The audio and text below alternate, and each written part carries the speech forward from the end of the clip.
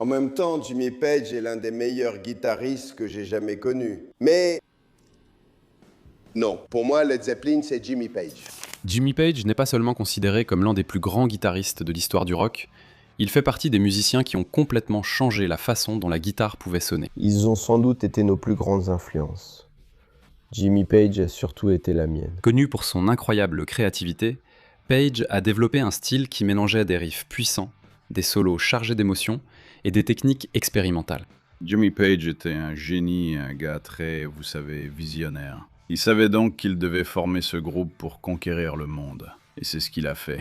Sa capacité à créer des arrangements de guitare puissants transformait des idées simples en moments inoubliables. En tant que guitariste et tête pensante de Led Zeppelin, Page a contribué à créer un son qui a influencé des générations de musiciens. C'est en fait Jimmy Page qui m'a inspiré à faire les drôles de trucs que je fais sur ma guitare. Son approche ne consistait pas seulement à jouer vite ou à montrer sa technique, c'était surtout de créer une atmosphère, de l'émotion et de l'énergie à travers chaque note. De nombreux musiciens légendaires ont admiré le talent unique de Page, louant sa créativité, sa capacité à composer et la façon dont il a repoussé les limites de la musique rock. Gardez à l'esprit que Led Zeppelin est le chef-d'œuvre de Jimmy. Cela ne diminue pas les autres membres, mais c'était sa vision. De ses riffs emblématiques à ses performances inoubliables, son influence se fait encore entendre chez d'innombrables artistes aujourd'hui. Même des décennies plus tard, Jimmy Page reste un symbole d'innovation musicale, un guitariste dont le travail continue d'inspirer des musiciens du monde entier. Découvrons l'avis des autres sur Jimmy Page. Et Jimmy Page jouait de sa guitare Gretsch, sans aucun doute. Je savais qu'il deviendrait quelqu'un alors. Non seulement il était un bon guitariste, mais il avait cette qualité de star. Il y avait quelque chose chez lui. Il était très posé et confiant. Il était sûr de lui, mais pas arrogant. Alors je me suis dit, ce gars-là va aller loin.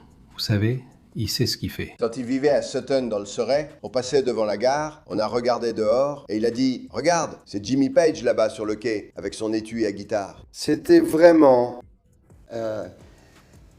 très direct à cette époque. Un milieu très restreint. Oui. Jimmy Page est l'un de mes héros depuis des années et des années. Et donc, je suis vraiment excité de pouvoir venir ici et voir le spectacle ce soir. C'était le boss. Je veux dire, il excellait dans tous les domaines. Il était un auteur-compositeur brillant, il était un musicien brillant, il était un producteur brillant, il était un showman brillant. Jimmy Page a toujours été l'une de mes plus grandes influences depuis mes débuts et reste l'un de mes guitaristes préférés.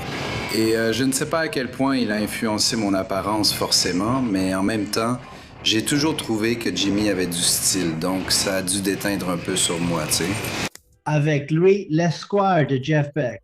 C'est cool. C'est Jeff venait juste de quitter le groupe à ce moment-là. Il est parti et il a laissé sa guitare à Jimmy pour qu'il joue la guitare solo parce que Jimmy jouait de la basse avec les Yardbirds. Et il est passé à la guitare. En fait, le reste des Yardbirds marmonnaient entre eux. Est-ce que Jimmy peut assurer la guitare solo? Eh bien, oui, on sait qu'il en est capable. Mais pour eux, il était le bassiste, un guitariste rythmique. Bien sûr, il pouvait aussi jouer la guitare solo. Je me retrouve assis avec Jimmy Page, entouré de flight cases. Je croyais qu'elles contenaient des guitares, mais c'était en fait des fouets et d'autres objets diaboliques. Et il m'a regardé et m'a dit « D'accord, dans quelle tonalité on joue Bob au juste? C'est quelle tonalité ?» Et j'ai répondu « Fa dièse. » Je peux pas faire de solo en Fa dièse. Alors il me crie dessus à propos des tonalités des chansons. Et fun alors. Ma sœur était à la même université que lui et on ne se parlait pas, ma sœur et moi. Elle m'a dit qu'il y avait un autre intello à l'école avec une guitare bizarre du même genre.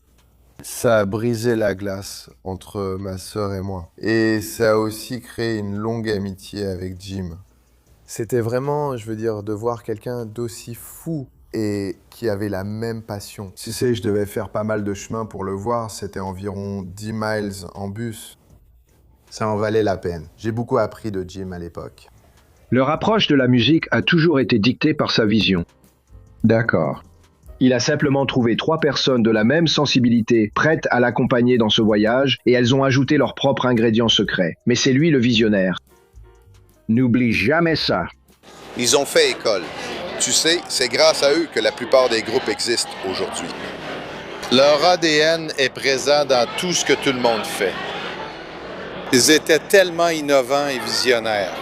Quiconque appelle ça du heavy metal, c'est un sacrilège. Sucer, c'est vraiment de la musique du monde. Et je me demande, est-ce qu'il va me réprimander pour avoir fait ça? Tu sais, il m'emmène dans la loge de Page. Page sort en bondissant, tu vois.